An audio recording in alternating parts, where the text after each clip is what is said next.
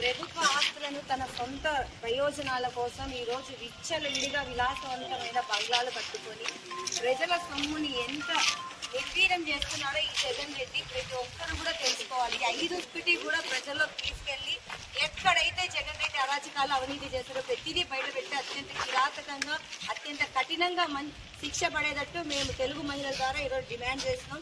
ఒక్కసారి ఈ బిల్డింగ్ ని చూస్తే ఎంత దారుణమైన పరిస్థితి అంటే సొంతింటి కల నెరవేరేది.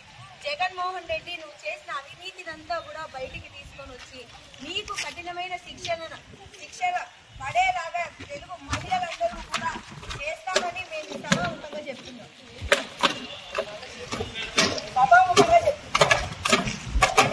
జై తెలుగుదేశం, జై తెలుగుదేశం, జై తెలుగుదేశం, జై తెలుగుదేశం. గొడవ కాదు మాకు ఇది ఏమది గవర్నమెంట్ ప్రాసెస్ ఏముందో చేసుకోవాలి అంతేగాని మేము కూడా చూపించుకోవాలి కదా సార్. ఇంత అవినీతి జరుగుతా అంటే ప్రజలు చెప్పుకోవాలి. గవర్నమెంట్ ప్రాసెస్ జరుగుతుందమ్మా, మళ్ళీ మీరు ఎందుకు వస్తారు అని అనవసరంగా ప్రజలకు చూపించాలి కదా. పెట్టడం కాదు ఏం పార్టీల గురించి మేము మాట్లాడే జగన్ చేసిన అవినీతి సొమ్ము ఆయన ఎంత దుర్వినియోగం చేసినా దాని గురించి మాట్లాడితే మాది గవర్నమెంట్ ఉంది, మున్సిపాలిటీ ఉన్నారు, వాళ్ళు ఎంక్వైరీ చేసుకుంటారు, వాళ్ళు ఏం చేస్తారు, ప్రొసీజర్ నడుస్తుంది. మీరు రావాల్సిన అవసరం ఏముంది? మేము చూడాలి కదా సార్. అనవసరంగా ఇప్పుడు గవర్నమెంట్ అనేది జరుగుతుందమ్మా, మీరు అవసరం లేదు. అనవసరంగా మీరు వర్గాల మధ్య చిచ్చు పెట్టినట్టు అవుతుంది. ఇది దాదాపు 1 వీక్ అనవసరంగా వర్గాల మధ్య చిచ్చు పెట్టినట్టు అవుతుంది. ఇది ఏమన్నా ఇంత ముందు చెప్పేది లేదా? ముందు చెప్పారు ఏదైతే ఇదైతే ఇష్యూ అది కాదు. ఎందుకైతుంది సార్ స్టేట్ ఆర్డర్ ఇష్యూ అయితే అమ్మా ఇది వాళ్ళు చేసినప్పుడు కానప్పుడు ఆర్డర్ ఇష్యూ కాకూడదనే కదా మేము చెప్పేది. గవర్నమెంట్ ప్రాసెస్ ఏదుందో అది చూడండి, వినండి. ప్రజలకు మేము చెప్పాలి. మీకు ఎందుకు అర్థం చేసుకోకుండా మీరు ఇట్లా వితండవాదం? మేము రాజకీయాలు మేము మాట్లాడుతున్నాము, ఎందుకు మాతో రాజకీయాలు మాట్లాడిస్తారా? మేము పబ్లిక్ ప్రాపర్టీలు అక్రమం ఇప్పుడు అవన్నీ మున్సిపాలిటీ వాళ్ళు చూసుకుంటున్నారు, వాళ్ళు నోటీస్ ఇచ్చినారు, వాళ్ళు చూసుకుంటారు. దాని విషయం కాదు కదా.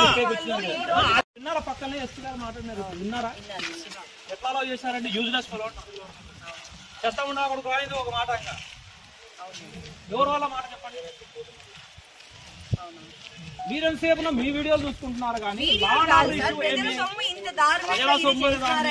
గవర్నమెంట్ ఒక యాక్షన్ తీసుకుంటుంది. మీరు ఇక్కడ కాదు, మీరు బయట ఆడడం చేసుకోండి, ఈడ కాదు.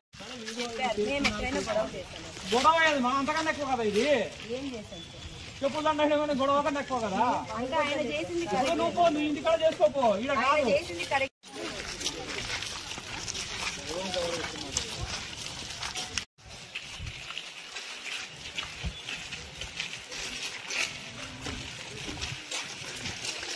రోజు అనంతపూర్ అర్బన్ లో తెలుగుదేశం పార్టీ అర్బన్ ఎమ్మెల్యే అయినటువంటి దగ్గుపాటి ప్రసాద్ గారి ఆధ్వర్యంలో ఇక్కడ విలాసవంతమైన బంగ్లాను కట్టిన వైసీపీ ప్రభుత్వం అంటే జగన్మోహన్ రెడ్డి గతంలో 5 సంవత్సరాలు ఆయనకు ముఖ్యమంత్రిగా అవకాశం ఇస్తే ప్రజల సొమ్ము తీసుకొని ఈ రోజు ఆయన విలాసవంతాల కోసం ఆయన పార్టీ కార్యాలయాల కోసం 100 కోట్లు ఖర్చు పెట్టాడు.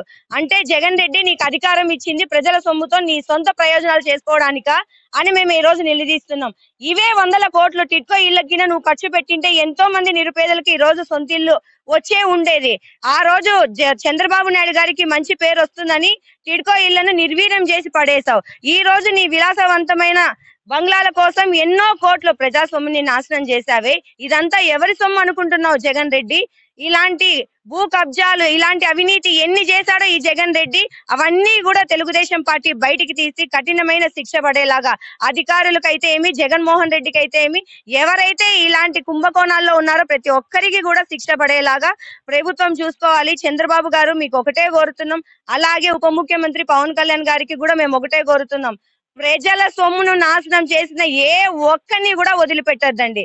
దయచేసి ఏ ఒక్కరిని కూడా వదిలిపెట్టద్దండి. 5 సంవత్సరాల 100 కోట్లు కుంభకోణం చేసి అవినీతి చేసావే, నీ సొంత సొమ్ముతో కట్టుకోవాల్సిందయ్యా ఇలాంటి విలాసవంతమైన బంగ్లాలు. ప్రజల సొమ్ముతో కట్టే అధికారం నీకు ఎవరు ఇచ్చారు? ఇక్కడే ఇలా ఉందంటే ఋషికొండలో ఇంతెంత దారుణంగా ఉంటుందో ఒకసారి ఆలోచించండి. రాష్ట్ర ప్రజలందరూ కూడా మీరు ఆలోచించాలి. ఈ జగన్ రెడ్డి 5 సంవత్సరాలు ఏమి పాలన చేశాడో ఖచ్చితంగా దీని మీద చర్యలు తీసుకోవాలి. ఇది ప్రజలకు అందుబాటులో పెట్టాలి, లేదా దీన్ని ఎవరైతే పర్మిషన్ లేకుండా ఇచ్చారో వాళ్ళ మీద కఠినంగా శిక్ష పడాలి.